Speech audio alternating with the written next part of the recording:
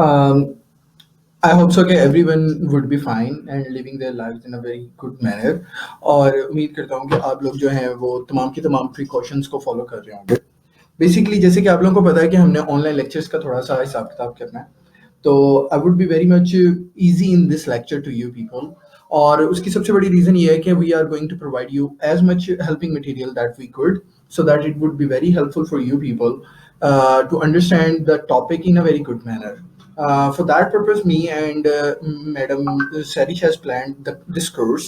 And in this course, what we are going to do, we are going to we are going to give you the helping material, all the helping material that we could give you, along with the lectures, and along with this video lecture, not that video lecture, but the PPT slides with my audio. I'm very good in speaking, so that's why I'm going to record these audios. The very first thing is that the plan, हम आहिस्ता आहिस्ता आप लोगों के साथ plan share करते रहेंगे. The very first thing is that in this chapter, in the objectives of our lectures are to identify the categories of the application software. Along with that, we would explain you why the software is distributed. The third portion would be how to work with the application softwares. Along with that, identify the key features of the widely used business programs. Identifying the key features of the widely used graphics and multimedia programs, identify the key features of widely used home, personal, and educational programs, identifying the types of application software used in the communication, describe the functions of several utility programs, discuss the advantages and disadvantages of using web-based softwares, and in the end, describing the learning aid available for the application softwares. To the audience, इन lectures के अंदर जो हमारे पास audience है, यानी कि आप लोग हैं, मेरे पास डिफरेंट सेमेस्टर्स हैं. फर्स्ट सेमेस्टर के स्टूडेंट्स भी हैं जो कि ये लेक्चर्स देख रहे होंगे, सेकंड सेमेस्टर के भी हैं, और फिफ्थ सेमेस्टर के भी हैं. So that is why if my audio और my explanation would be very simple to you people, जो एडवांस लेवल के हैं वो लोग ये ना कंसिडर करें कि ये तो काम हमें बड़ा आसान था, और जो कि अगर आप लोगों को कोई भी कॉम्प्लिकेशंस इश्यूज वगैरह आ रहे होंगे, we certainly would try to solve this with the proper feedback. So let's get started. And the very first thing is, what is application software? जब कभी भी आप लोग सॉफ्टवेयर का नाम सुनते हैं, जब कभी भी एप्लीकेशन का नाम सुनते हैं, तो आपके माइंड में बहुत सारे क्वेश्चंस रेज होते होंगे, और उन क्वेश्चंस के बहुत सारे आंसर्स भी आप लोगों के पास होते होंगे. The very first thing is that कि एप्लीकेशन क्या होती है, सॉफ्टवेयर क्या होती है. हम अपने इर्द गिर्द सुनते रहते हैं कि दिस यार ये एप्लीकेशन इंस्टॉल करनी है, हमने ये एप्लीकेशन यूज करनी है, ये एप्लीकेशन का काम मुझे चाहिए. लेकिन in a definition way, in a easiest way, software basically क्या करता है? एक ऐसा सॉफ्टवेयर, एक ऐसा टूल, एक ऐसा हेल्पिंग हैंड जो हमारे किसी भी टास्क को प्रोडक्टिव बना दे, आसान बना दे, इजी बना दे, और हमें हेल्पफुल हो हमारी चीज़ों को सॉर्ट आउट करने के लिए, बेहतर बनाने के लिए. हम कोई भी काम कर रहे हैं, for example like in right now in front of you there are 5 different categories. The very first one, the business one. The second one is the graphics and the multimedia one. The third one is the home, personal, and educational one. The fourth one is communication one, and the fifth one is popular utility programs. अगर आप इसको एक नजर देखें सिर्फ business software में, graphic software में, there are so many applications. And ये तो उन तमाम एप्लीकेशंस का जो कि हमारे पास इर्द गिर्द मौजूद है सिर्फ 1% होगा. There are countless more, thousands and thousands of applications, thousands and thousands of softwares available to make our daily routine life work very easy. आप खुद इमेजिन करें, आप कोई भी काम कर रहे हैं, जस्ट एक सिंपल एग्जांपल ले लें कि हम लोग पास्ट के अंदर क्या करते थे. हमारे पास एक डायरी होती थी, डायरी के ऊपर हमने सारे नंबर लिखे होते थे. Right now what do we have cell phones. उसके अंदर हमारे पास एप्लीकेशन है. एप्लीकेशन के अंदर हम लोग क्या कर रहे हैं? हम सिंपली सर्च मेन्यू में जा रहे हैं, एक क्यूरी रन कर रहे हैं, सर्च करते हैं. किस चीज को सर्च करते हैं? ए और बी लिखते हैं, साथ में हमारे पास नाम आ जाता है. जैसे अब्दुल नाम है, मैं ए और बी लिखूंगा तो अब्दुल के नाम से मेरे पास सारी की सारी इंफॉर्मेशन आ जाएगी. And that would be very very helpful for you people. So I had taken a pause. आप लोगों को पता है कि बेसिकली क्या चल रहा है. बेसिकली जो है ना, शोर बहुत ज़्यादा होता है. It's very difficult for us as well to record these lectures for you, but we are trying our level best to support you as much as we can. So where was I? I was telling you about the implementation, the requirements, the helping hand of the softwares, and these softwares are available to us everywhere. Now अब ये software जो कि हमारे पास हजारों की तादाद के अंदर मौजूद हैं, हमने ये भी तो सोचना है कि इन सॉफ्टवेयर्स को हम कैटेगराइज करेंगे. कैसे कैटेगराइज करेंगे इनको? कैटेगराइज किस तरह किया जा सकता है इनकी टाइप्स के अकॉर्डिंगली? आपके सामने 5 टाइप्स लिखी हुई हैं: business, graphical, multimedia, home, communication and popular utility programmes. और यही है सबसे ज्यादा यूज होने वाले सॉफ्टवेयर जो कि हमारे पास यूज हो रहे हैं। लेकिन हमने इनको इनकी डिस्ट्रीब्यूशन के लिहाज से भी कैटेगराइज करना है। डिस्ट्रीब्यूशन से क्या मुराद है कि ये किस तरह बनाए जाते हैं और ये किस तरह सेल किए जा रहे होते हैं। हमने उसकी बेस के ऊपर भी हमारे इन सॉफ्टवेयर्स को कैटेगराइज कर रहे होते हैं, जिसमें हमारे पास पैकेज सॉफ्टवेयर आ जाएंगे, कस्टम सॉफ्टवेयर आ जाएंगे, वेब बेस्ड सॉफ्टवेयर आ जाएंगे, ओपन सोर्स सॉफ्टवेयर आ जाएंगे। देन उसके बाद हमारे पास शेयरवेयर सॉफ्टवेयर आ जाते हैं, फ्रीवेयर सॉफ्टवेयर आ जाते हैं एंड पब्लिक डोमेन सॉफ्टवेयर आ जाते हैं। इन तमाम सॉफ्टवेयर्स को मैं इंडिविजुअल एक एक करके आपके साथ एक्सप्लेन करता हूँ। सो बेसिकली हम लोगों ने अब देखना है कि हमारे जो एप्लीकेशन सॉफ्टवेयर हैं इनको हम किस तरह डिस्ट्रीब्यूट कर सकते हैं। द वेरी फर्स्ट थिंग जो कि आपके पास लिखी गई हुई है वो है पैकेज सॉफ्टवेयर। पैकेज नाम से पता लग रहा है कंबाइंड थिंग्स, कंबाइंड थिंग्स मास प्रोड्यूस बताया गया है। ऐसे सॉफ्टवेयर, ऐसी चीजें जिनको ज्यादा तादाद में बनाया जाता है और उनको एक पैकेज के अंदर रख लिया जाता है। फॉर एग्जांपल लाइक मैं आपको एग्जांपल दे सकता हूँ माइक्रोसॉफ्ट ऑफिस की। माइक्रोसॉफ्ट ऑफिस आपके सामने एक सॉफ्टवेयर है, लेकिन उसके अंदर बहुत सारी उसकी एप्लीकेशंस मौजूद है। या अगर हम अडोब एक्रोबैट, अडोब फोटोशॉप की बात कर लें तो अडोब की हम एक उसकी प्रोडक्ट खरीदें और उस प्रोडक्ट के अंदर बहुत सारी डिफरेंट प्रोडक्ट्स हमें अवेलेबल हो रही हो तो वो हमारा पैकेज सॉफ्टवेयर आ जाता है। तो पैकेज सॉफ्टवेयर बहुत ज्यादा तादाद में बनाए जाते हैं, लेकिन उसके अंदर वो एक सॉफ्टवेयर के अंदर उसको मर्ज कर दिया जाता है। मतलब माइक्रोसॉफ्ट ऑफिस की एग्जांपल मैंने अभी आपको दी है।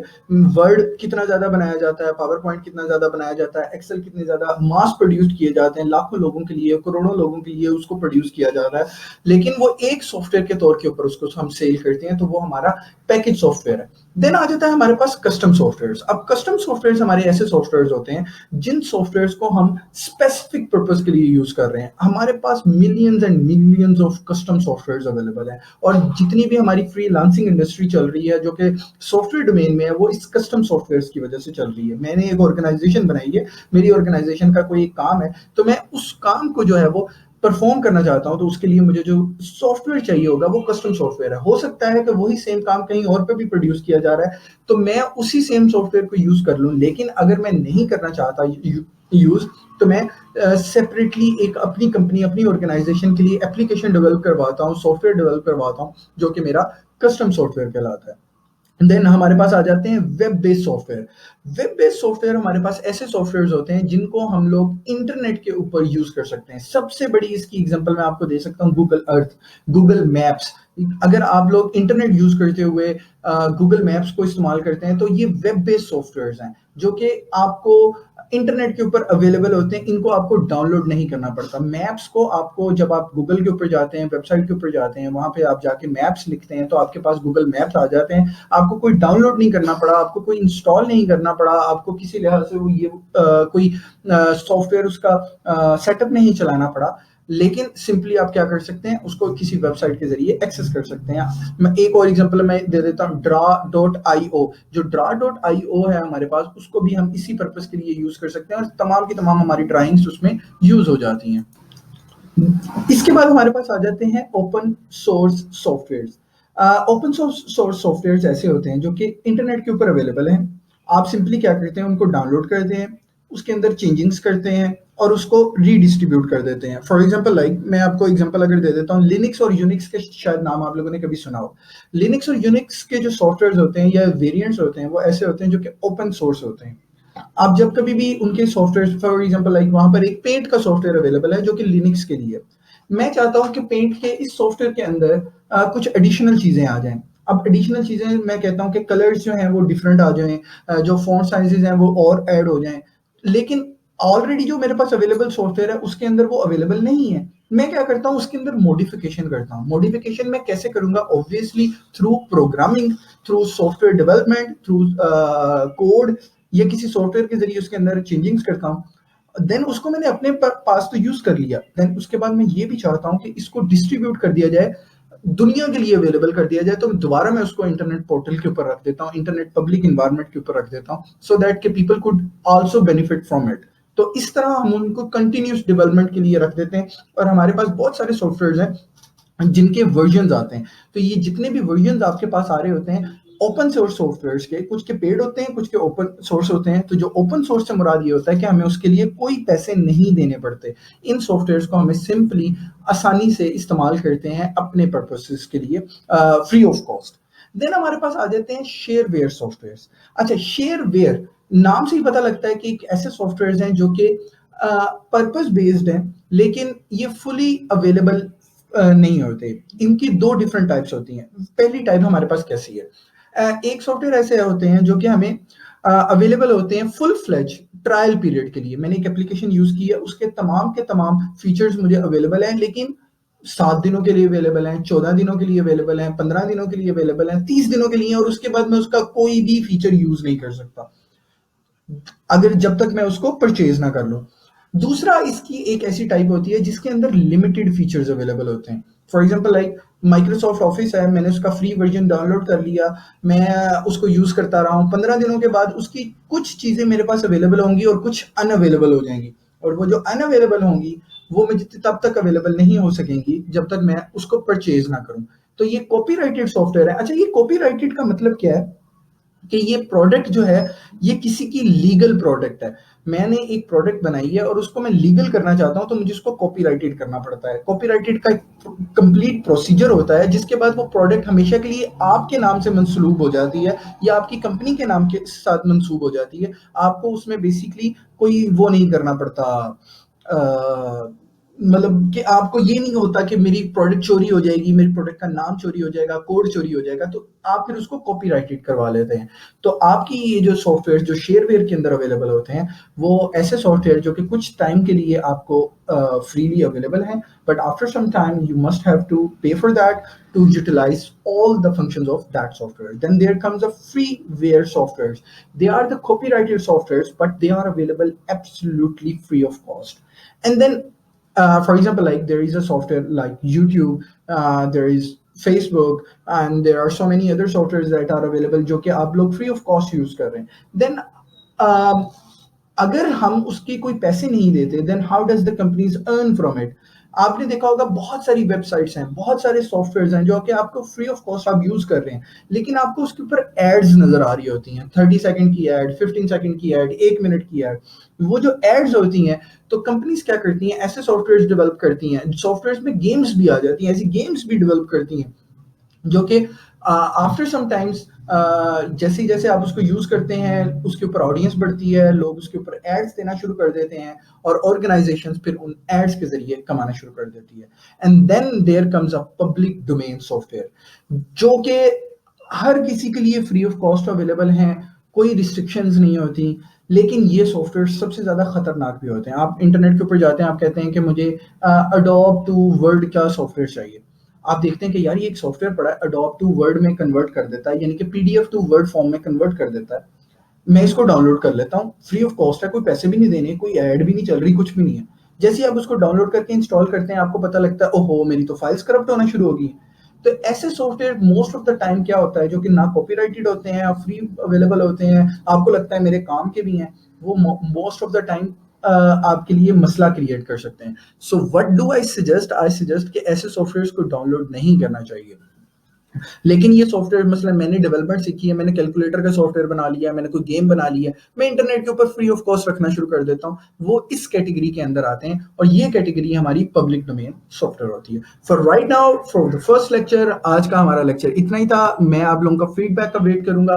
Give me your feedback through email. Email के जरिए नहीं देना चाहते तो गूगल क्लासरूम के अंदर फीडबैक दीजिएगा। आपको कोई भी कंफ्यूजन होगी, बुक से क्लियर करने की कोशिश करें, बुक से नहीं क्लियर होती, इसके साथ और लेक्चर्स आपको देते हैं, उसके साथ क्लियर करने शुरू करें, उसके साथ भी नहीं होती, then what can we do next? I am available with you, ma'am is available with you people, you can contact us। हम आपको बताएंगे कि हमें किस तरह कॉन्टेक्ट करना है, उसके जरिए आप तमाम की तमाम अपनी कंफ्यूजन क्लियर कर सकते हैं। आप सबके मैंने इसको अच्छे अंदाज में क्लियर करने की कोशिश की है। इंशाल्लाह सून जो नेक्स्ट हमारा है, हम सिस्टम सॉफ्टवेयर्स को डिस्कस करेंगे, और उसके बाद हम बिजनेस सॉफ्टवेयर्स को और डिफरेंट सॉफ्टवेयर्स को हम डिस्कस करना शुरू करेंगे।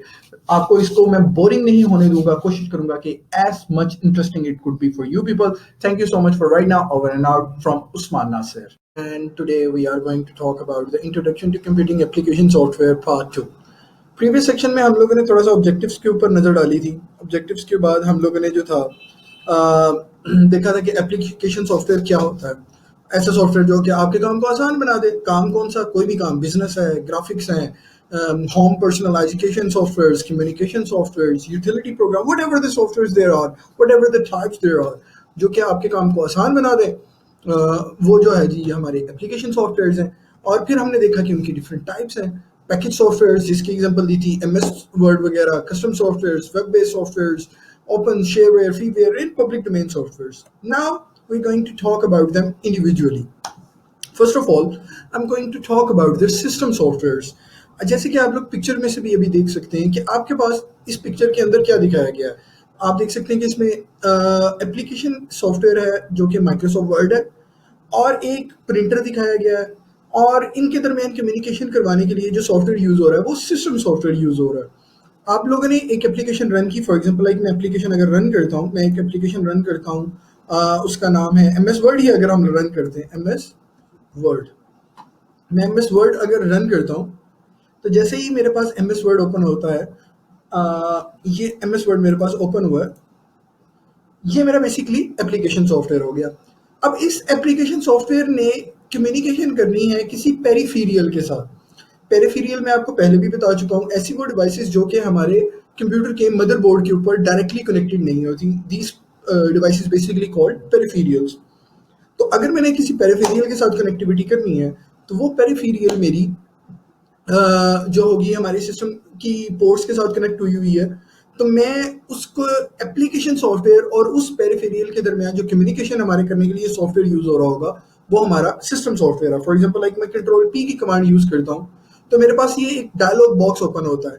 ये जो डायलॉग बॉक्स इस टाइम ओपन हुआ है राइट नाउ, इसमें मैं प्रिंटर प्रॉपर्टीज में जाता हूँ, तो ये जो प्रॉपर्टीज, ये जो सारी चीजें मेरे सामने ओपन हो रही हैं, ये बेसिकली ये काम जो है ये हमारे ऑपरेटिंग सिस्टम के हिस्सा है, लेकिन ये किसी एप्लीकेशन के जरिए ओपन हुआ है। तो ऐसे सॉफ्टवेयर जो होते हैं वो हमारे, वो बेसिकली हमारे क्या कहला रहे होते हैं? सिस्टम सॉफ्टवेयर कहला रहे होते हैं। तो system software serves as the interface between the users and the application software and the computers hardware. Hardware हमारे पास क्या था? प्रिंटर।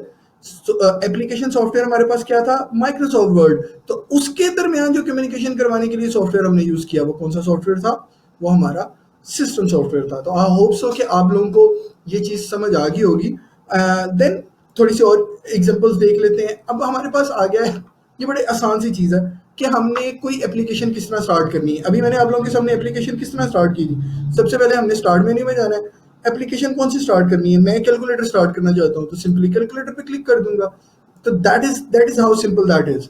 आप सिंपली जो है वो अपने स्टार्ट मेन्यू में जाते हैं, या आपके डेस्कटॉप के ऊपर कोई प्रोग्राम पड़ा होता है, कोई भी वो एप्लीकेशन सॉफ्टवेयर का आइकन बना होता है, आप उसके ऊपर डबल क्लिक करें या उसको स्टार्ट मेन्यू में से जाके सर्च करके भी आप उसको स्टार्ट कर सकते हैं। बहुत सारे ऐसे सॉफ्टवेयर हैं जो ऐसी चीज़ें होती हैं जो कि सर्च नहीं हो रही होती, तो आप उनको डीपली जाके, for example like ease of access में जाता हूँ, यहाँ पर मेरे पास मैग्नीफायर आता है, तो ये सामने नहीं पड़ा हुआ, इसको मैं बाद में जाके सर्च कर रहा हूँ, तो ये मेरी ये जो मेरा सॉफ्टवेयर रन हुआ है ये थ्रू एप्लीकेशन सॉफ्टवेयर के जरिए हमने एक एप्लीकेशन रन की है। देन विंडोज क्या होती है? ये सारी चीज जो मेरे सामने ओपन हुई है ये विंडोज है, जिसमें ये मिनिमाइज की ऑप्शन आ गई, जिसमें ये मैं छोट ऑप्शन आ गई, ये जो इस टाइम इंटरफेस मेरे सामने ओपन हुआ है, ये जो रेक्टेंगुलर एरिया मेरे सामने ओपन हुआ है, इसको मैं विंडो कह रहा होता हूँ। देन हमारे पास विंडोज के बाद आ जाता है हमारे पास डायलॉग बॉक्स। डायलॉग बॉक्स एक जो पैटर्न, मैं डायलॉग बॉक्स आपको ओपन करके दिखा दें, इसी के अंदर ओपन करते हैं। कंट्रोल पी की कमांड यूज की है और प्रिंटर प्रॉपर्टीज में मैं गया हूं, तो ये मेरे पास जो थी, इस चीज को हम लोग डायलॉग बॉक्स भी कहते हैं। ये जो चीज हमारे पास ओपन हुई है इसको हम डायलॉग बॉक्स भी कहते हैं। तो बेसिकली जो हमारी फंक्शनैलिटीज को इंक्रीज करता है हमारे पास किसी एप्लीकेशन के बारे में, मतलब फॉर एग्जांपल लाइक मैं राइट क्लिक करता हूँ इधर और प्रॉपर्टीज की ऑप्शन यहाँ पर नहीं आती, मतलब किसी एप्लीकेशन की प्रॉपर्टीज में जाते हैं तो वो हमारा डायलॉग बॉक्स कहला रहा होता है। अगर मैं आपको यहाँ पे my computer, there it is my computer, इसकी प्रॉपर्टीज में अगर मैं जाता हूँ तो ये मेरे पास जो चीज ओपन हुई है ये मेरा एक डायलॉग बॉक्स आ रहा होगा, ठीक है। ड्राइवर्स की इंफॉर्मेशन जो हमारे पास आ रही होती है ये हमारा डायलॉग बॉक्स कहला रहा होता है। देन हमारे पास आ जाता है हमारा business software. These are the most important software. ये हमारे हर तरह के बिजनेस रिलेटेड कामों के अंदर हेल्प आउट करने के लिए इस्तेमाल हो रहे होते हैं। For example like word processing से क्या मुराद है? पता ही है आप लोगों को वर्ड प्रोसेसिंग बेसिकली क्या होती है, जिसमें हम अपनी रिपोर्ट्स लिखते हैं। जिस वर्ड प्रोसेसिंग के अंदर वैसे बेसिकली क्या-क्या काम हो सकते हैं? Let's see, should we see what can we do in word processing. Microsoft Word open कर लेते हैं ना, हम देख लेते हैं कि वर्ड प्रोसेसिंग के अंदर क्या-क्या काम किया जा सकता है। अब ये देख रहे हैं कि यहाँ पर हमारे पास बिज़नेस की ऑप्शन आ गई है। मैंने ऑनलाइन सर्च कर रहा हूँ, इन केस अगर मेरा इंटरनेट ज़रा थोड़ा-सा अच्छा चल जाए। तो मैं यहाँ पर ब्राउज़र्स बना रहा हूँ और मैं क्या बना सकता हूँ, लेटर हेड बना सकता हूँ, लेबल्स बना सकता हूँ, बिज़नेस ईमेल्स है, स्टार्टअप्स प्लान्स हैं, and there are unlimited business की 130 कैटेगरीज़ हैं मेरे पास। तो मीन्स कि बिज़नेस सॉफ्टवेयर के तौर के ऊपर हम अपने जो माइक्रोसॉफ्ट वर्ड है या जिसको हम वर्ड प्रोसेसिंग सॉफ्टवेयर कहते हैं, इसको यूटिलाइज़ किया जा सकता है। देन हमारे पास आ जाते हैं स्प्रेडशीट्स जो एक्सेल शीट्स होती हैं, उन्हीं को हम लोग स्प्रेडशीट्स भी कह रहे होते हैं। For example like this is my Excel sheet, there it is, this is my Excel sheet. तो इस एक्सेल शीट को हम लोग स्प्रेडशीट भी कहते हैं। तो इन एक्सेल शीट्स के अंदर हम लोग इसको यूज कर सकते हैं। डेटाबेसेस के हमारे सॉफ्टवेयर होते हैं जो कि फॉर एग्जांपल लाइक हमारे पास एक्सेस 2007 है, हमारे पास जो सबसे ज़्यादा यूज़ होने वाला वो माइक्रोसॉफ्ट का एसक्यूएल सर्वर है और ओरेकल डेटाबेसेस है। आप में से कुछ ऐसे होंगे जिन्होंने इनके बारे में सुना होगा और कुछ ऐसे होंगे जिन्होंने इसके बारे में अभी नियर फ्यूचर में सुन लेना है। प्रेजेंटेशन के सॉफ्टवेयर हैं, नोट टेकिंग के सॉफ्टवेयर हैं, पर्सनल इंफॉर्मेशन मैनेजर है। ये सारे सॉफ्टवेयर को हम इंडिविजुअली वन बाय वन देखेंगे। सबसे पहले हमारे पास आ गया वर्ड प्रोसेसिंग सॉफ्टवेयर। ये जो इन्फॉर्मेशन यहाँ पे लिखी हुई है, this is very little information. हम इस इन्फॉर्मेशन को की बजाय हम लोग माइक्रोसॉफ्ट वर्ड के अंदर जाते हैं और हम लोग माइक्रोसॉफ्ट वर्ड के अंदर जो इन्फॉर्मेशन हमारे पास अवेलेबल है, हम उस इन्फॉर्मेशन को देखते हैं। यहाँ पर सबसे पहले हमारे पास ये माइक्रोसॉफ्ट वर्ड, आप लोगों में से मेरे ख्याल से 90% को माइक्रोसॉफ्ट वर्ड जो है वो अच्छे अंदाज से चलाना आ गया हुआ है। हमारे पास बेतहाशा इंफॉर्मेशन आ चुकी हुई हैं, जिस जहाँ से हम equation, symbols, text box, header, putters और इन तमाम चीज़ों के साथ साथ डिज़ाइनिंग, पेज लेआउट, रेफरेंसिंग और बेतहाशा डिफरेंट ऑप्शंस हमारे पास अवेलेबल हो चुकी हुई हैं, जो कि हम अपने वर्ड प्रोसेसिंग सॉफ्टवेयर के अंदर कर सकते हैं। और यहाँ पर मैं आप लोगों को एक असाइनमेंट भी असाइन करना चाहता हूँ, और ये असाइनमेंट जो है वो मैं इस वीडियो का हिस्सा बनाऊंगा ताकि आप लोगों को पता लग सके कि हम लोग ये असाइनमेंट क्या कर रहे हैं। बेसिकली गूगल क्लासरूम के अंदर अगर हम जाएं,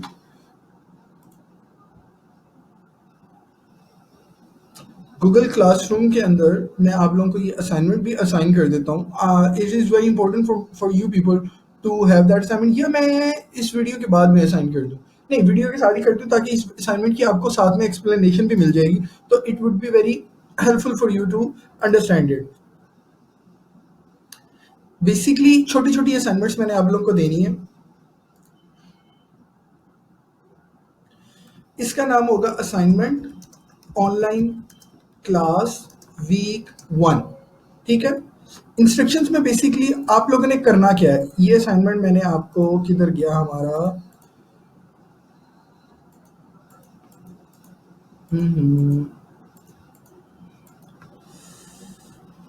ये रही।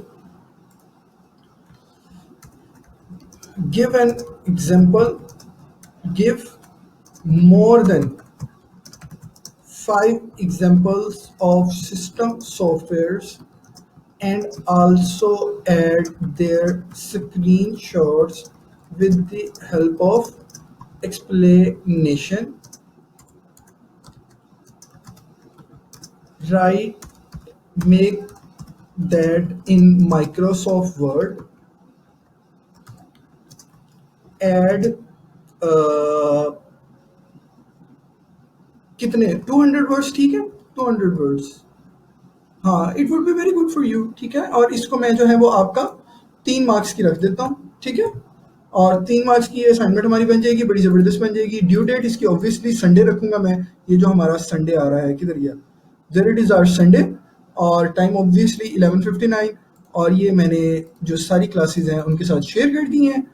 200 वर्ड्स आपने इसमें बनाने हैं। क्या करना है, 5 सिस्टम सॉफ्टवेयर आप लोगों ने फाइंड आउट करने हैं, इनके स्क्रीनशॉट्स लेने हैं और उसको थोड़ा-थोड़ा आपने एक्सप्लेन कर देना है और ऑब्वियसली आपने जो स्क्रीनशॉट्स होगा वो इधर आपने पेस्ट करना है। पेस्ट करने का तरीका क्या है? जब आप उसको स्क्रीनशॉट ले लेंगे, पिक्चर में जाएँ जहाँ पर वहाँ रखी हुई है, वहाँ से उसको इंसर्ट करें और देन आफ्टर दैट आपकी वो असाइनमेंट बन जाएगी। इट्स दैट सिंपल, ठीक है?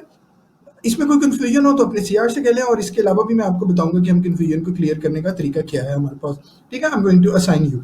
ये होगी हमारी असाइनमेंट ऑनलाइन क्लास 1, मतलब ये असाइनमेंट 1 थी वीक 1 की और इसके बाद इसकी एक और असाइनमेंट 2 भी मैंने आप लोगों को देनी है। 2 असाइनमेंट्स देनी है इस वीक की। असाइनमेंट 2 ऑनलाइन क्लास वीक 1, ठीक है? और वो ये थी, किधर गई? एक सेकंड। ये जो हमने अभी-अभी पढ़ा है, वर्ड प्रोसेसिंग आर, इसके अंदर आप लोगों ने मुझे एक बिज़नेस प्लान बना के देना है, बड़ा आसान से। ये देखें, आप यहाँ पर गए, टेम्पलेट्स में जाएँ आप, टेम्पलेट्स, न्यू पे गए, यहाँ पर आप बिज़नेस में गए और आपने कोई भी मसलन ये रेस्टोरेंट ब्राउज़र आपने सेलेक्ट कर लिया, इसको आपने क्रिएट किया, ये डाउनलोड हो ले, ठीक है?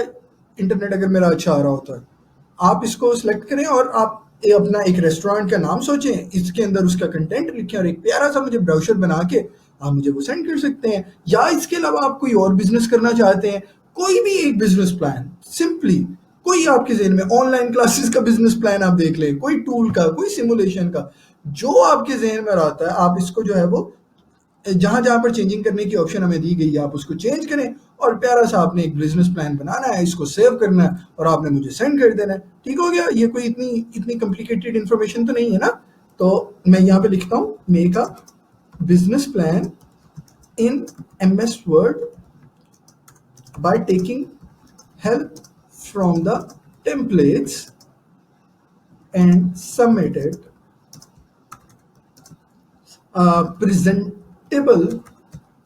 presentable plan would highly be appreciated.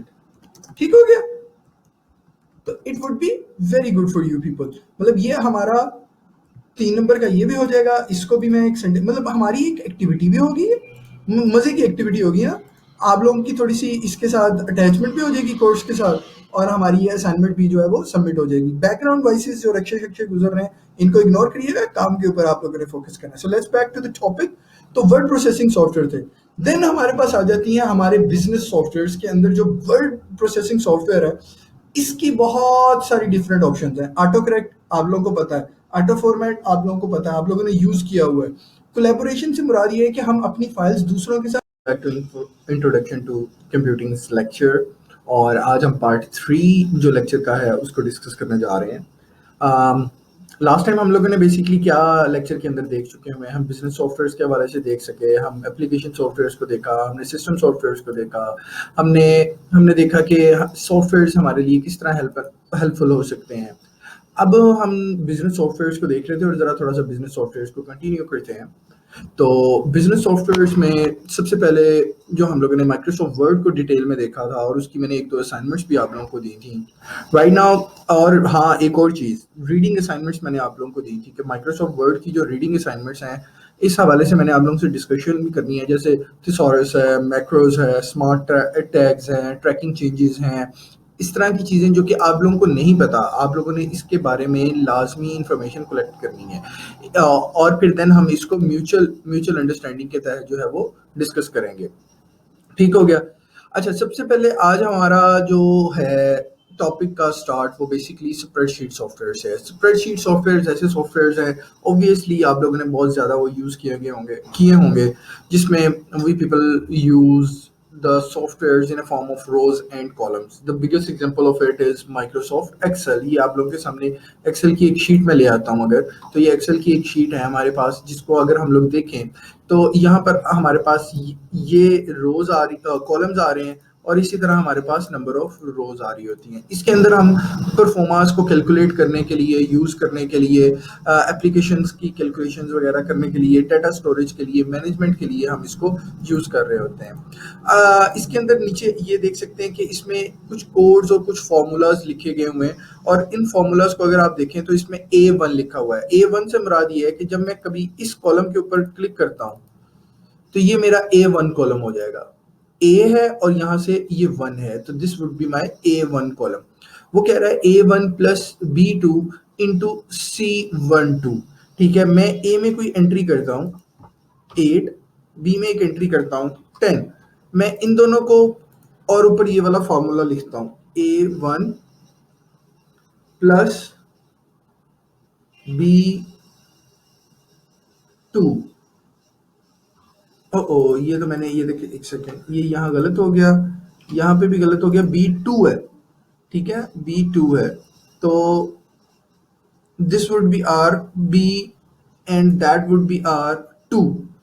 तो ये यहाँ पर होगा 8 अगर एंटर कर देता हूँ।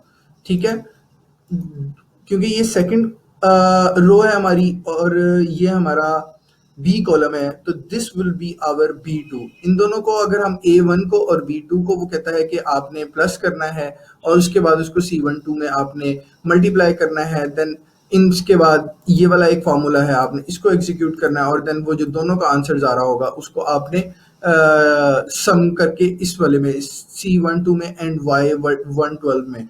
तो y जो है वो काफी आगे जाके आ जाता है। y किधर गया y? तो यहाँ से आगे अगर हम जाएं, एक सेकेंड, तो देयर वुड बी y। तो इस तरह हम डिफरेंट फार्मूलाज को कर सकते हैं। एक और आसान सा तरीका है, यहाँ पर ऑटोमेटिकली हमारे पास कैलकुलेशन के बहुत सारे फार्मूलाज अवेलेबल होते हैं। फॉर एग्जांपल लाइक मैं लिखता हूँ, इसको मैं अगर बड़ा कर लूँ, अगर मैं यहाँ पे लिखता हूँ 5 10 सॉरी 10 11 15 19 और मैं इन सारों को सिलेक्ट करता हूं, तो यहाँ पर मेरे पास आप देख सकते हैं कि sum, average, count number, max, minimum. मैं अगर सम करता हूं तो मेरे पास नीचे सारों का एक सम आ जाता है और जैसे मैं इसको सम करता हूँ यहाँ पर एक फॉर्मूला मेरे पास आ जाता है जिसमें वो मुझे बताता है कि ये जो सम था ये D4 और D8 का था। तो ये तो ऑटोमेटिक फार्मूलाज हैं, ये उस टाइम के ऊपर इंप्लीमेंट होते हैं जब आपकी चीजें या तो किसी रो में या किसी कॉलम के अंदर एक तरतीब के साथ पड़ी हुई हैं। लेकिन अगर डिफरेंट डिफरेंट लोकेशंस के ऊपर पड़ी हैं तो ऑब्वियसली हमें इन फार्मूलाज को यूज करते हुए, जिसमें इंडिविजुअली लोकेशन के ऊपर चीजें पड़ी होंगी और वहां पर एडिशन, मल्टीप्लिकेशन, ये मल्टीप्लिकेशन का साइन है, और इस तरह के साइंस यूज करते हुए हमें उनकी एडिशन और मल्टीप्लिकेशन करनी होती है। तो बिजनेस सॉफ्टवेयर के अंदर माइक्रोसॉफ्ट एक्सेल का जो सॉफ्टवेयर है वो हमारे पास इसलिए बहुत हेल्पफुल हो जाता है कि हम इसके ज़रिए काफ़ी आसानी से अपनी कैलकुलेशंस कर सकते हैं और इसके ज़रिए हम बड़ी इजीली जो है वो अपना डाटा स्टोरेज और डाटा कैलकुलेशन वगैरह कर पा रहे होते हैं। देन हमारे पास आ जाती है ये कि हम किस तरह, ये चीज़ें मैंने आपको आगे भी बता चुका हूँ, हाउ इज स्प्रेडशीट ऑर्गेनाइज। इसमें कॉलम्स जो होते हैं उनको हम लेटर्स के जरिए, यानी कि ये जो हमारे कॉलम्स हैं इनको हम लेटर्स के जरिए इंडिकेट कर रहे होते हैं, रोज को नंबर्स के जरिए कर रहे होते हैं। A sell is an intersection between a column and a number. मसलन ये अगर एक सेल है या ये अगर एक सेल है तो ये सेल बेसिकली क्या है, ये सेल, दिस सेल मैंने जैसे आपको बताया कि ये C कॉलम है और थर्ड रो के अंदर है तो इसका नाम C3 होगा। तो इसी तरह हम जो है वो कॉलम्स की जो है वो नाम और इस आप देखें आगे जाते जा रहे हैं तो जैसे जैसे हम आगे जाएंगे तो ये जो हमारे कॉलम्स हैं ये इनकी तरतीब भी चेंज होती जा रही होती है। देन हमारे पास आ जाता है कि फॉर्मूलाज किस तरह होते हैं। ये फॉर्मूलाज भी मैंने आपको एक इंप्लीमेंट करके दिखाए हैं कि B10 11 12 13 14 को सारों को हम यूं प्लस करके भी लिख सकते हैं, और अगर मैं इसको प्लस नहीं करना चाहता तो मेरे पास एक प्री डिफाइंड ये फॉर्मूला अवेलेबल होता है। हम इस फॉर्मूला को इंप्लीमेंट करते हैं और इस फॉर्मूला के जरिए भी हम अपनी कैलकुलेशन कर रहे होते हैं। सिर्फ एडिशन का फॉर्मूला नहीं होता बल्कि इसके अलावा भी आप देख सकते हैं कि बहुत सारे फॉर्मूलाज होते हैं। अच्छा, सबसे ज्यादा जो फायदेमंद चीज जो कि माइक्रोसॉफ्ट एक्सेल के अंदर यूज होती है वो मुझे इसकी ग्राफिकल इलस्ट्रेशन लगती है। अच्छा, ये फॉर्मूलाज के अंदर आप देख सकते हैं कि यहाँ पर बहुत सारे फॉर्मूलाज हमारे पास अवेलेबल होते हैं। हम इन फॉर्मूलाज को यूज करते हुए मतलब मैं अगर आप लोगों को एक बात बताऊं कि अगर किसी पर्सन को एक्सेल की शीट आती है, एक्सेल के ऊपर काम करना आता है, एक्सेल की कैलकुलेशन या उसके ऊपर शीट्स बनानी आती हैं, तो that would be very very helpful for that person in future कि उसको कभी जो है वो किसी और नौकरी की तरफ नहीं जाना। मैं मतलब बहुत सारे ऐसे लोगों को जानता हूं जिनको सिर्फ एक्सेल के ऊपर काम करना आता है और वो एक्सेल के ऊपर काम करने की बेस के ऊपर पूरे पूरे बिजनेसेस को, पूरे पूरे ऑर्गेनाइजेशंस को जो है वो मैनेज कर रहे होते हैं सिर्फ एक्सेल शीट के ऊपर। देन हमारे पास आ जाते हैं डेटाबेसिस सॉफ्टवेयर्स। डेटाबेसिस सॉफ्टवेयर का जब भी हम नाम सुनते हैं तो हमारे पास ये 4 चीज़ें, हमारे 5 चीज़ें हमारे माइंड में आती हैं, जिसको कहते हैं add, change, delete and retrieve. कभी भी हमने किसी भी चीज़ को अपने डेटाबेस के अंदर एंटर करना, सबसे पहले तो डेटाबेस से क्या मुराद है? डेटाबेस ऑब्वियसली डेटाबेस से मुराद हमारा एक तरह का वेयर हाउस होता है, एक स्टोरेज प्लेस होती है जो कि वर्चुअली अवेलेबल होती है। तो वर्चुअली अवेलेबल हमारी जो वेयर हाउस या स्टोरेज प्लेस होती है उसके अंदर जब हम कोई चीज़ ऐड करना, चेंज करना, डिलीट करना, सॉर्टिंग करना एंड रिट्रीविंग करना, और ये किस लिए किया जाता है? ताकि हम एक्सेस कर सकें, मैनेज कर सकें अपने भी डाटा को, किसी भी डाटा को जो हमने मैनेज करना होता है, एक्सेस करना होता है। अच्छा, बिजनेस सॉफ्टवेयर के तौर के ऊपर अगर हम डेटाबेस सॉफ्टवेयर को देखें तो there are numerous amount of database software available है, लेकिन माइक्रोसॉफ्ट एक्सेस एक्सेस एक ऐसा मतलब सॉफ्टवेयर अवेलेबल है जिसके जरिए हम क्वाइट इजीली चीज़ों को मैनेज कर पा रहे होते हैं। आप में से शायद किसी ने माइक्रोसॉफ्ट एक्सेस को यूज़ किया है, किसी ने नहीं किया, लेकिन मेरे ख्याल से वो मेरे पास मैंने इंस्टॉल नहीं किया हुआ। हाँ, मैंने इंस्टॉल नहीं किया क्योंकि मैं जो माइनर चीज़ें मेजर चीज़ें होती हैं जैसे वर्ड, पीपीटी एंड एक्सेल, सिर्फ उनको इंस्टॉल किया, तो बाकी ऑप्शंस को मैंने अनचेक कर दिया था। लेकिन माइक्रोसॉफ्ट एक्सेस ACCESS ये ऐसा सॉफ्टवेयर हमारे पास अवेलेबल होता है जिसको हम यूटिलाइज कर सकते हैं, जिसके ज़रिए हम देख सकते हैं कि हम किस तरह शीट्स बना सकते हैं। सिंपली अगर मैं गूगल के ऊपर जाऊँ, फॉर एग्जांपल लाइक गूगल के ऊपर मैं अगर देखता हूँ माई MS एक्सेस, ठीक है, MS एक्सेस, मैंने कहा चले एटलीस्ट दिखा ही दें आपको।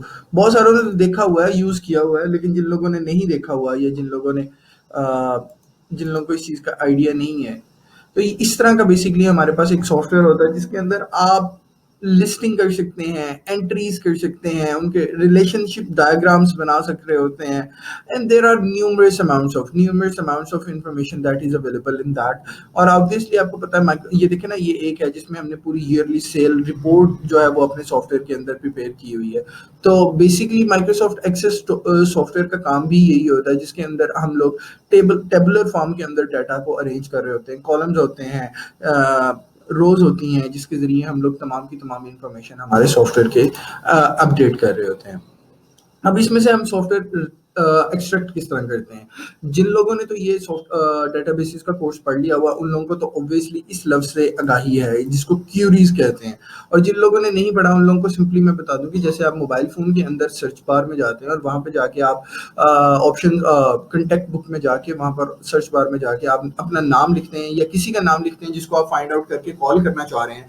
तो जैसे ही आप उसका नाम फाइंड आउट करते हैं, जैसे ही आप उसको वहाँ सर्च आउट करते हैं, तो वो नाम आपके सामने आना शुरू हो जाता है। तो वो बेसिकली क्या होता है, वो बेसिकली हमारी एक क्यूरी कहला रही होती है, और उस क्यूरी की मदद से हम बेसिकली क्या करते हैं, हम रिट्रीव कर रहे होते हैं इंफॉर्मेशन को जो क्या हमारे पास डेटाबेसेस में अवेलेबल होती है, और once that information is in front of us, हम उसको उससे कोई भी काम यूज कर सकते हैं। यहाँ पर तो जो सिंपली ये लिखा गया है ना कि हम उसको प्रिंटर के तौर के लिए भेज सकते हैं, लेकिन हम उसको आगे पर्सनली बहुत सारे कामों के लिए यूज कर पा रहे होते हैं। आप उसको क्या कहते हैं, प्रिंटर के तौर पर यूज कर सकते हैं, आप उसको किसी दूसरे सॉफ्टवेयर के अंदर इंपोर्ट करना चाहते हैं, आप उसको चेंजिंग्स करना चाहते हैं, डिलीट करना चाहते हैं, whatever the thing is that, तो हम अपने डेटाबेस सॉफ्टवेयर के अंदर ये तमाम काम कर सकते होते हैं। डेटाबेस सॉफ्टवेयर की एक और एग्जांपल भी आप लोगों को मैं दे सकता हूँ। ये पॉइंट ऑफ सेल सॉफ्टवेयर की एग्जांपल है हमारे पास, POS इनको कहा जाता है। ये भी हमारे डेटाबेस सॉफ्टवेयर हैं। आप किसी भी स्टोर के ऊपर जाते हैं जहाँ पर ग्रोसरी स्टोर है, या आप किसी भी इन्वेंट्री स्टोर्स के ऊपर जाते हैं, आप किसी भी शॉपिंग स्टोर्स के ऊपर जाते हैं, वहाँ पर आपने देखा होगा बहुत सारे सॉफ्टवेयर हैं जिनको स्कैन बार के जरिए हम लोग उनमें इनपुट दे रहे होते हैं, और वहाँ से फौरन एक इंफॉर्मेशन रिट्रीव होके स्क्रीन के ऊपर आ रही होती है। तो बैकग्राउंड के ऊपर जितने भी सॉफ्टवेयर रन हो रहे होते हैं वो हमारे बिजनेस सॉफ्टवेयर होते हैं, और ऑब्वियसली वो एप्लीकेशन सॉफ्टवेयर होते हैं जिनकी मदद से हमारे काम को आसान बनाया जा रहा होता है। देन हमारे पास आ जाते हैं प्रेजेंटेशन ग्राफिक सॉफ्टवेयर। ये एक ऐसे सॉफ्टवेयर हैं जिनके बारे में मेरे ख्याल से आप लोगों को बताने की इतनी ज्यादा जरूरत नहीं है। You people are very much well aware of that कि ये बेसिकली सॉफ्टवेयर क्या काम कर रहे होते हैं। राइट नाउ आपके सामने ये जिसमें मैं पढ़ा रहा हूँ, ये भी हमारे पास एक ग्राफिकल सॉफ्टवेयर है। ऐसा सॉफ्टवेयर जो कि आपकी कलेक्टिव अमाउंट ऑफ इंफॉर्मेशन को विजुअल एड्स की मदद से शो कर रहा हो, स्लाइड्स की मदद से शो कर रहा हो, जिसमें इंपॉर्टेंट इंफॉर्मेशन को शो कर दिया जाए। यहाँ पर तो हमारी जो स्लाइड्स हैं वो टेक्स्ट बेस्ड हैं, लेकिन स्लाइड्स ऑडियो बेस्ड भी हो सकती हैं, स्लाइड्स वीडियो बेस्ड भी हो सकती हैं, स्लाइड्स के अंदर जो है क्लिप आर्ट्स भी एंटर किए जा सकते हैं, एनिमेशंस भी है, यहाँ से बहुत सारी एनिमेशंस भी लगाई जा सकती हैं, जिसकी मदद से आप अपनी स्लाइड्स को बहुत खूबसूरत बना सकते हैं, बेहतर बना सकते हैं और इंटरेस्टिंग बना सकते होते हैं। देन हमारे पास आ जाता है हमारा, sorry, note taking softwares. Note taking softwares ऐसे सॉफ्टवेयर्स होते हैं जिस तरह हम अपनी कॉपी के ऊपर, रजिस्टर के ऊपर नोट टेकिंग सॉफ्टवेयर्स के ज़रिए हम तमाम की तमाम चीज़ें लिख रहे होते हैं। कॉपी या रजिस्टर के ऊपर हमने लिखना है तो हम किसी साइट के ऊपर भी लिख सकते हैं, किसी जगह के ऊपर भी लिख सकते हैं। जिस तरह हमें बेहतर लग रहा होता है हम उस तरह लिख सक रहे होते हैं। लेकिन जब कभी भी मैं किसी फॉर एग्जांपल लाइक मैं अगर माइक्रोसॉफ्ट नोट है, ये माइक्रोसॉफ्ट नोट कह रहा हूँ, नोट पैड की अगर एग्जाम्पल लिख लूँ तो मैं इसको अगर किसी भी प्लेस के ऊपर लिखना चाहता हूँ, कोई सर्कुलेशन करना चाहता हूँ, तो मेरे लिए लिखना बड़ा मुश्किल हो जाता है। मैं अरेंज करना चाहता हूँ, पेजेस बनाना चाहता हूँ, मेरे लिए लिखना बड़ा मैनेज करना। तो इसके लिए माइक्रोसॉफ्ट का एक एमएस नोट के नाम से, वन नोट के नाम से, वन नोट वन नोट के नाम से ये एक एप्लीकेशन है। मैंने ये कभी यूज़ नहीं की, लेकिन it's a very very beautiful और very best kind of application जो कि नोट टेकिंग के लिए यूज़ की जा सकती है। स्पेशली अगर आप टैबलेट पीसी यूज़ कर रहे हैं, टच स्क्रीन यूज़ कर रहे हैं, आपके पास स्टाइलस है या पेंसिल है जिसके ज़रिए आप लोग जो क्या कहते हैं नोट्स ले सकते हैं, तो basically this could be a very helpful, जिसमें पिक्चर्स इंपोर्ट की जा सकती हैं, ड्राइंग की जा सकती हैं, जिसके ऊपर आप कोई भी सेक्शंस लिख सकते हैं, किसी लिहाज से भी कहीं भी आप लिखना चाहें आप वो लिख सकते हैं, डिफरेंट स्टाइल्स में लिख सकते हैं। ये नोट का नाम है, उसने कहा कि ये नोट बोट है। इधर से आप इंसर्ट्स के में से जाके audio, videos, pictures, formulas formulas बहुत सारे फार्मूलाज, मसलन मैं ये फार्मूलाज लिखना चाहता हूँ तो मैं इन फार्मूलाज को इक्वेशंस को यहाँ से लिख सकता हूँ और देन इनको यहाँ से कॉपी करके मैं किसी और डॉक्यूमेंट के अंदर पेस्ट करना चाहता हूँ। That would be very helpful for me. और मैं कोई भी इक्वेशन लिख के इसको मैथ का बटन दबा दूंगा सिलेक्ट करके, तो वो इसको ऑटोमेटिकली रिकग्नाइज कर लेता है कि वो किस तरह किया। तो यहाँ पर अगर फॉर एग्जांपल लाइक मैं अपनी पेंसिल के ज़रिए अगर लिख सकता हूँ, अभी तो मेरे पास तो ये पॉइंटर है, लेकिन अगर मेरे पास पेंसिल हो तो मैं इस पेंसिल के ज़रिए एक फार्मूला लिखता हूँ और फार्मूला लिखने के बाद मैथ का बटन दबा देता हूँ, उसको सिलेक्ट करके, तो वो उसको ऑटोमेटिकली टेक्स्ट फॉर्म में फार्मूला को कन्वर्ट कर देता है। और there are so many different features जिसके ज़रिए हम माइक्रोसॉफ्ट वन नोट को यूज़ कर सकते हैं। इसके अलावा Evernote, Google note, Uber note, signature, Zoho note and बहुत सारी डिफरेंट एप्लीकेशन हमारे पास अवेलेबल है। देन हमारे पास देन हमारे पास आ जाते हैं पर्सनल इंफॉर्मेशन मैनेजर सॉफ्टवेयर्स। ये एक ऐसे सॉफ्टवेयर्स हैं हमारे पास जो कि हमारी तमाम की तमाम चीज़ों को ऑर्गेनाइज करने के लिए यूज़ होते हैं, जिनको हम पिम्स कहते हैं। जब हमारे पास मोबाइल फ़ोन नहीं होता था तो हमने अपना calendar, address book, note pad और इन तमाम चीज़ों को सिंक्रोनाइज रखना था, अरेंज रखना होता था, तो हम उसके लिए पिम्स यूज़ करते हैं। लेकिन अब पिम्स हमारे इस्तेमाल नहीं होते। अब पिम्स की जगह हमारे पास क्या आगे आ चुके हुए हैं, मोबाइल फ़ोन्स आ चुके हुए हैं। अच्छा, पिम्स के अलावा पीडीएस भी होते थे, पर्सनल डाटा असिस्टेंट्स। ये पर्सनल डाटा असिस्टेंट्स क्या कर सकते हैं, डॉक्यूमेंट्स क्रिएट कर सकते थे, डेटाबेसेस लिस्टिंग बना सकते थे, स्लाइड शोज बना सकते थे, हर वो काम कर सकते थे जो अब आपका एक मोबाइल फ़ोन कर रहा है। जब हमारे पास जीएसएम या अवेलेबिलिटी नहीं थी, मोबाइल फ़ोन्स इतने आम नहीं थे, तो लोग क्या करते थे इन तमाम चीज़ों को, या मोबाइल फ़ोन अगर हमारे पास अवेलेबल थे तो वो 1G या 2G टेक्नोलॉजी हमारे पास अवेलेबल थी जिसके ऊपर ये तमाम चीज़ें नहीं की जा सकती थी, तो सेपरेट डिवाइस बनाई जाती थी जिनको पीडीएस कहा जाता था। यहाँ पर आप देख सकते हैं ये भी एक पीडीए, लेकिन ये तो एक सेलफोन ही लग रहा है, लेकिन एक पीडीएस बनाए जाते थे।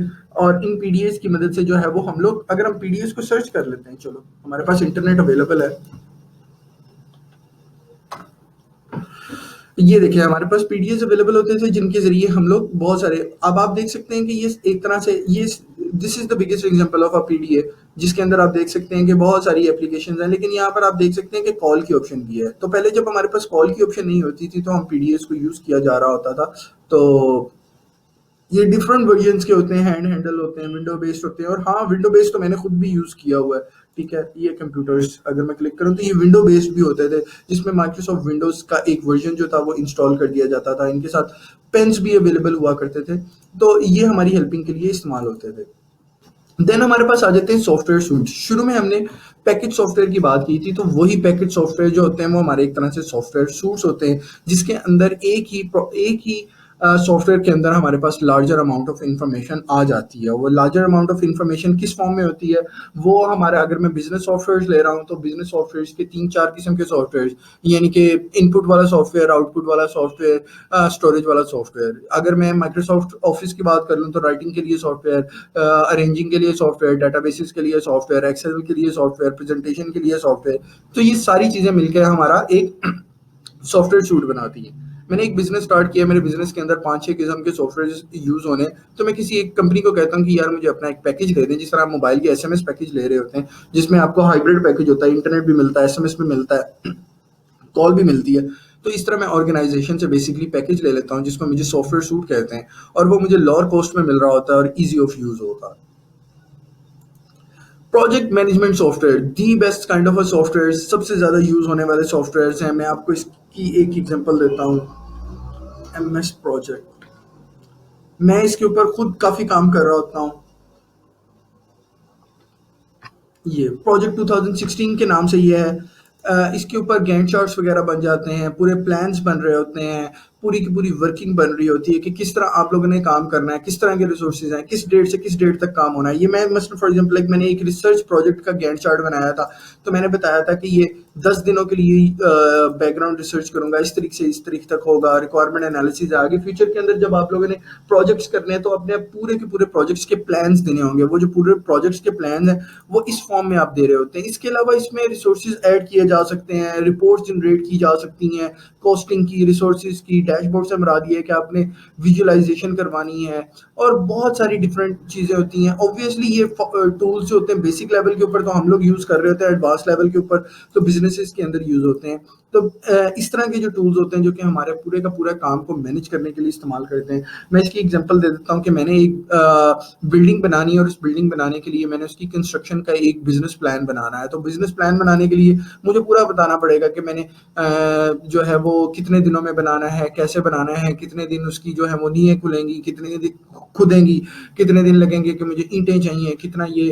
तो ईच एंड एवरीथिंग जो हमने अपने प्रोजेक्ट से रिलेटेड प्लान करनी होती है वो इस सॉफ्टवेयर के अंदर प्लान की जा सकती है। देन हमारे पास आ जाते हैं अकाउंटिंग के सॉफ्टवेयर। ऑब्वियसली कैलकुले नाम से पता लगता है, कैलकुलेशंस के लिए, रिकॉर्ड्स बनाने के लिए, फाइनेंशियल ट्रांजैक्शंस के लिए।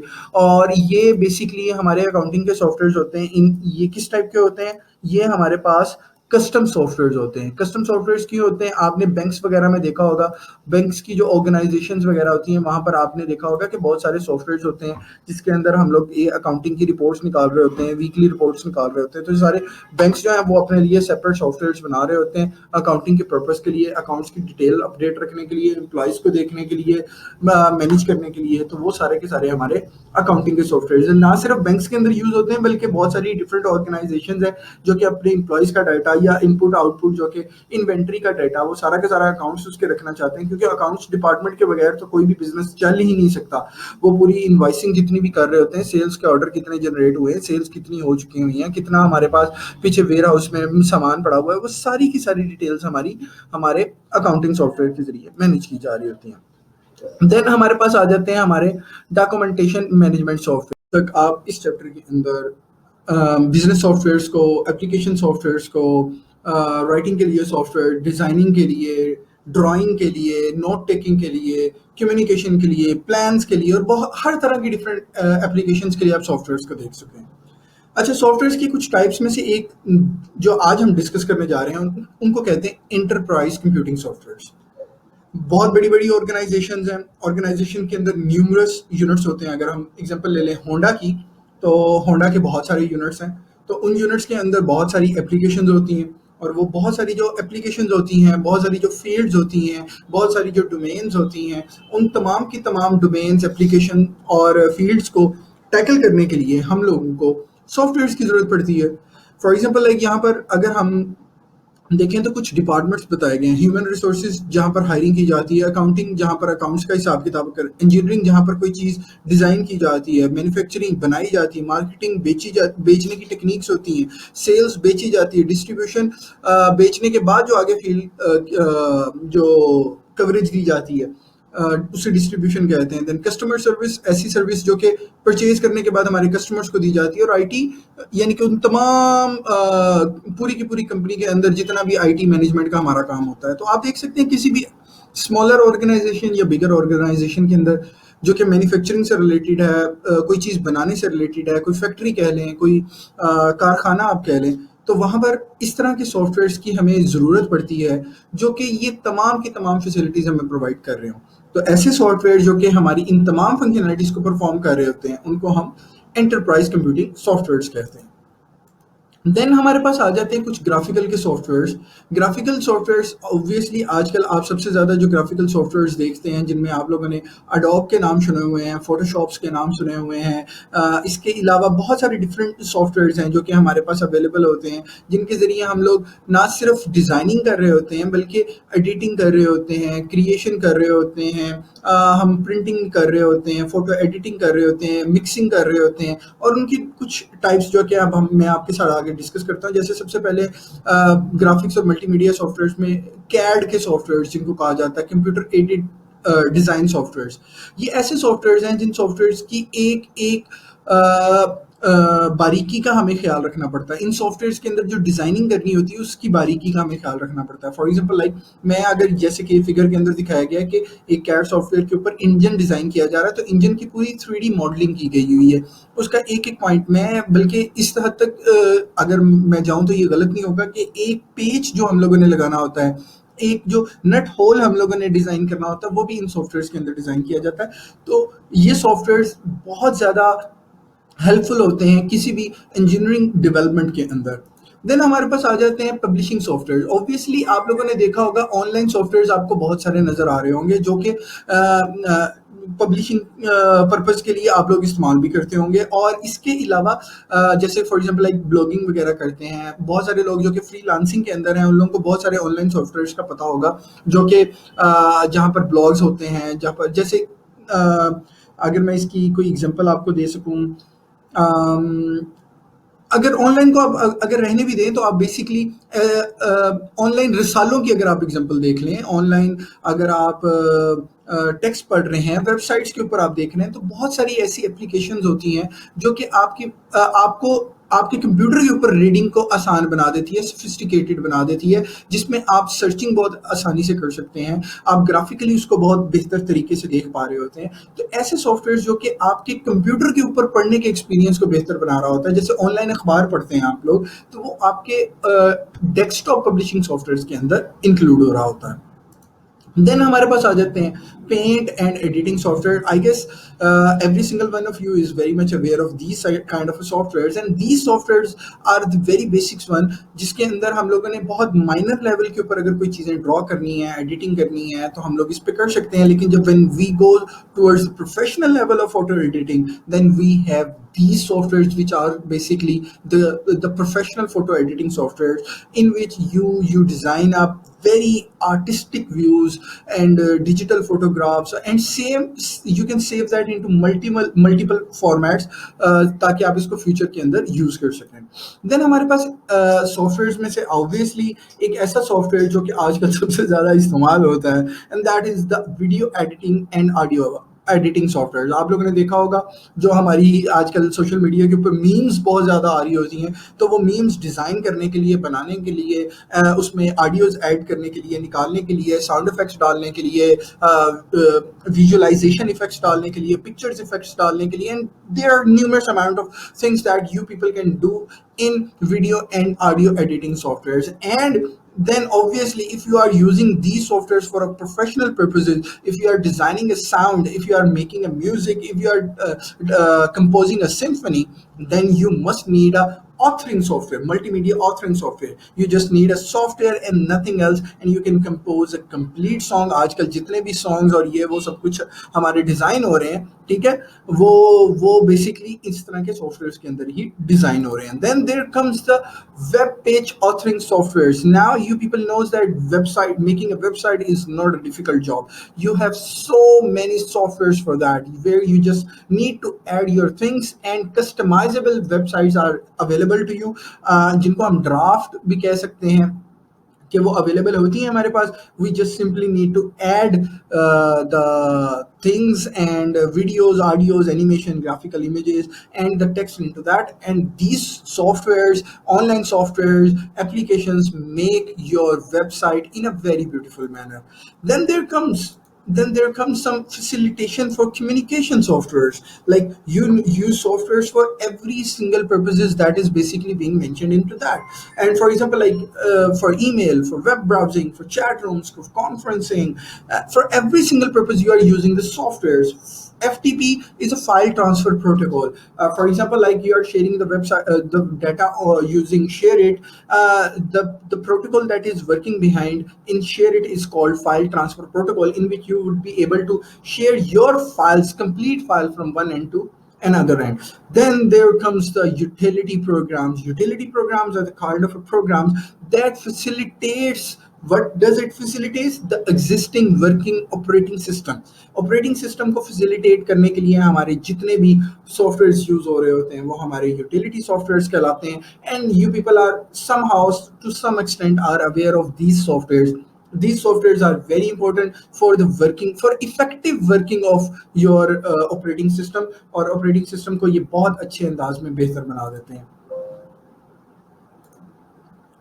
Then there is the web-based softwares. The web-based softwares are the softwares in which you do not need download any software. You can just simply use these softwares online. For example, like Google Earth. Google Earth is basically a web-based software in which you do not need to download it. And if I would say कि online अगर आप लोग maps कोई भी use करते हो without downloading it, तो वो भी हमारे web-based application के अंदर use हो रहे होते हैं. Then online help, बहुत सारे softwares ऐसे होते हैं कि जो कि online help provide कर रहे हैं. For example, like अगर मैं F1 अभी इसके दौरान दबाऊं तो मेरे पास ये एक पावर पॉइंट की हेल्प ओपन हो गई है जो कि ऑनलाइन मुझे अवेलेबल है, इंटरनेट से ये कनेक्टेड है. तो मुझे किसी भी चीज़ के बारे में हेल्प चाहिए होगी तो मैं यहाँ से उसके बारे में पढ़ सकता हूँ.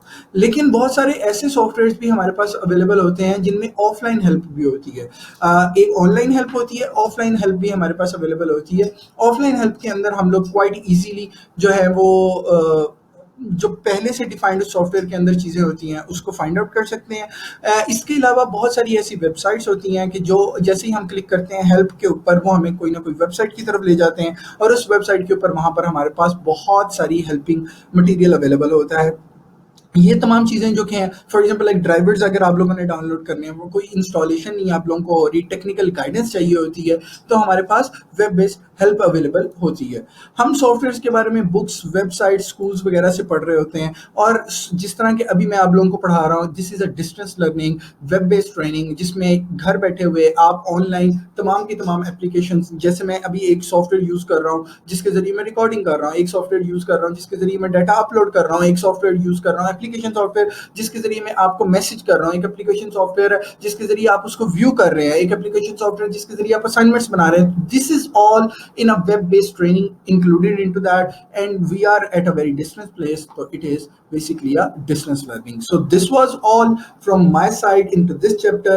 ये चैप्टर हमारा कंप्लीट हो गया है. आई होप सो कि आप लोगों को कोई कंफ्यूजन नहीं होगी. आई होप सो को अब आप लोगों को ये सारी चीजें समझ आ गई होंगी. I'm gonna create a session with you people about the complete understanding of this chapter and the next for the next plan. इंशाल्लाह सुनर आप लोगों के साथ राब्ता होता है. Till then take care, comments करते रहिएगा और जो है वो चैनल को सब्सक्राइब भी करिएगा और वीडियो को शेयर भी करिएगा. Thank you so much.